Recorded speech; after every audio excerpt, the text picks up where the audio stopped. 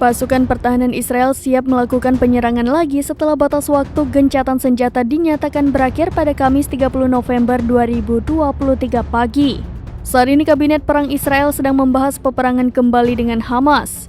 Sementara pihak penengah yakni Qatar dan Mesir terus berusaha melobi serangkaian perjanjian agar jeda peperangan tersebut bisa diperpanjang.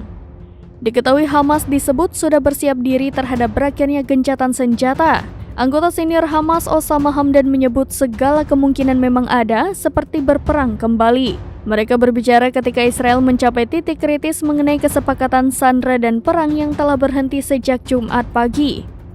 Pada hari-hari berikutnya, 65 sandera Israel telah diterima pulang dan disambut dengan meriah dalam 5 kelompok selama 5 malam yang hampir menjadi ritual kegembiraan setiap malam saat kembalinya para tawanan dari Gaza, tempat mereka ditahan sejak Hamas dan negara-negara lain. Kelompok Hamas menangkap mereka dalam serangan pada 7 Oktober. IDF mengatakan pihaknya yakin sekitar 159 sandera masih berada di Gaza.